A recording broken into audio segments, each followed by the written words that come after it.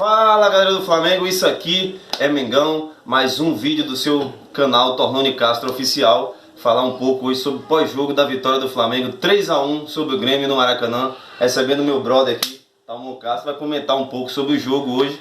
O Flamengo não foi lá espetacular, mas conseguiu vencer o Grêmio com o seu time misto. E aí, meu irmão, o que você achou do jogo de hoje? O que aconteceu hoje com o jogo do Flamengo, né, é o que vem acontecendo também nos outros jogos, principalmente relacionado à marcação, né? Nós ainda percebemos aquela marcação muito para frente, uma marcação muito alta, o que acaba que todas as bolas lançadas no campo do Flamengo gera um contra-ataque muito perigoso para o time adversário. E isso é uma questão tática que vem acontecendo há muito tempo no Flamengo, com essa característica que Jorge Jesus quis colocar dentro do Flamengo, né? Hoje o Flamengo fez 1 a 0, né, com o passe majestroso de Arrascaeta, com o chute de Arão, mas sofreu aquele pênalti, num pênalti, vamos dizer assim, infantil, do Pablo Mari, puxando o David Braz dentro da área. Com o auxílio do VAR, com tudo isso da tecnologia, ainda tem lances como esse, estava passível de marcação de pênalti, e o VAR foi chamado e foi assinalado o pênalti, o Flamengo tomou um empate, né? E no segundo tempo o time conseguiu ser mais ativo, encurralou o Grêmio, né? Particularmente o Grêmio não conseguiu fazer tantos lances assim. O Flamengo conseguiu fazer o segundo, consequentemente o terceiro também na jogadaça de Everton Ribeiro.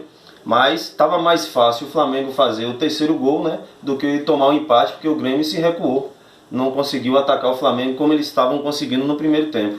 Isso é uma característica que nós percebemos muito no Flamengo, também está relacionada à dependência de algum jogador, né?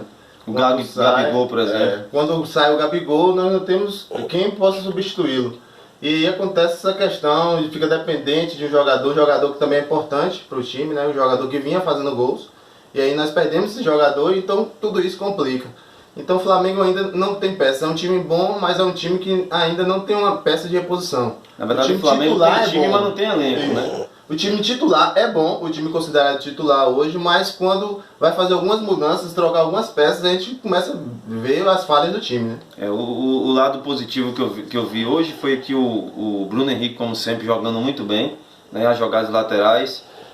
O Rafinha nem se fala. O Arrascaeta jogou muito, inclusive fez o gol, deu o passe para o primeiro gol. Mas também tem uns pontos negativos que a gente viu, foi o do Diego Alves, né? A gente ainda sente que ele está inseguro, errou algumas bolas ali que poderiam ser cruciais para o gol do Grêmio. Graças a Deus não aconteceu, mas ainda um goleiro que ainda gera uma certa desconfiança da torcida, né?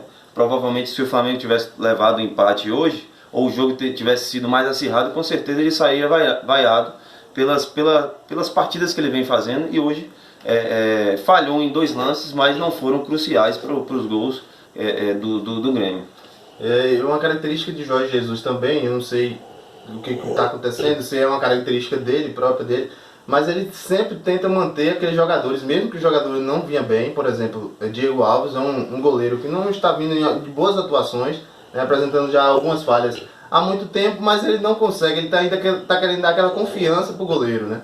Isso aí pode prejudicar o time, porque o que acontece? Ele roda muita gente dentro do elenco, né, de lateral, de volantes, de atacantes, mas ele não consegue rodar com os goleiros. Então ele permanece com o Diego Alves o tempo todo, ele não dá uma chance para testar César também nesse time titular. Até mesmo quando tem um time alternativo, ele mantém o Diego Alves. E aí é uma questão que eu acho complicado, esse pensamento, essa questão de Jorge Jesus. O Flamengo jogou bem hoje, não jogou aquela que baita partida, mas conseguiu neutralizar a jogada do Grêmio, mesmo com a entrada do Cebolinha. O Flamengo conseguiu, né? O Jorge Jesus, pelo jeito, estava muito irritado na beira do campo.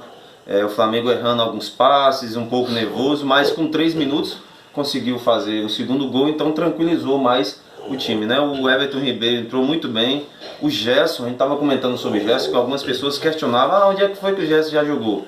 Jogou muito bem no Fluminense, foi para a Europa, voltou para o Flamengo. Você percebe a qualidade que o jogador tem, o quão é difícil tomar a bola do Gerson, né? Então o Flamengo hoje com a entrada do Gerson, a qualidade, depois o Everton Ribeiro, a qualidade que o Flamengo ganha com esses jogadores. Lembrando que o Rafinha tomou o terceiro cartão amarelo, não vai poder enfrentar o Vasco no próximo sábado. A torcida já vai ficar aí de cabelo em pé, né? Vai ser provavelmente substituído pelo Rodinei. Um outro fato também é a entrada do Berril. O Berril não é um jogador que tem vindo muito bem, está deixando a desejar, tem algumas jogadas de laterais, mas naquele último passe a gente percebe que o Berril ainda, não sei se sente falta de ritmo, alguma coisa, mas desde que voltou da lesão, o Berril ele não consegue apresentar um futebol dos tempos atrás que ele apresentava no Flamengo. Mas no Bares, o Flamengo conseguiu 3 pontos aí, conseguiu encostar no líder Santos, tirando aí com a derrota do Santos para o São Paulo, conseguiu aí tirar mais 3 pontos de diferença e hoje o Flamengo é o terceiro colocado com 5 pontos a menos que o líder. Amanhã tem Palmeiras e Bahia. Se o Palmeiras tropeçar, fica tudo embolado novamente e o Flamengo tem tudo aí para conseguir conquistar e se consolidar aí na competição. Esperamos que o Jorge Jesus consiga melhorar o time ainda mais. Teve uma semana de treino, percebeu o time um pouco lento no primeiro tempo, meio displicente, mas no segundo tempo o time criou muitas jogadas, o 3-1 inclusive ficou de graça, poderia ter sido 4 ou 5. O goleiro do Grêmio fez ótimas defesas, porque realmente o Flamengo criou com a Arrascaeta, com o Everton Ribeiro, aquele chute do Gerson no travessão, que poderia ter sido um golaço também. O Diego Alves quase não trabalhou praticamente. O Flamengo, a defesa foi muito sólida, ainda há aquele problema daquelas bolas em contra-ataque, que o Flamengo ainda fica muito exposto. Inclusive é uma preocupação que o Jorge Jesus vai ter para o jogo contra o Internacional no dia 21. Mas tem tudo aí, provavelmente a volta do Rodrigo Caio, a volta do Gabigol. Como você falou, o Gabigol realmente faz muita falta ao ataque do Flamengo, a rotatividade que ele dá ao time.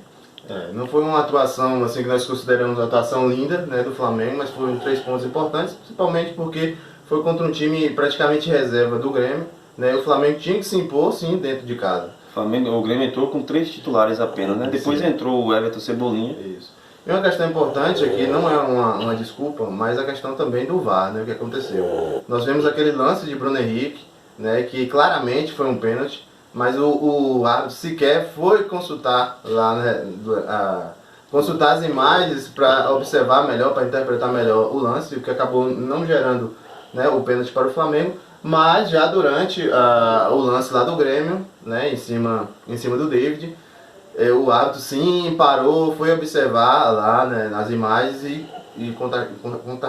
constatou que sim existiu o pênalti para o Grêmio. Mas é uma coisa assim estranha, porque observou para o Flamengo, não observou para o Flamengo, que foi uma característica bem Na verdade mais... o VAR chamou, né?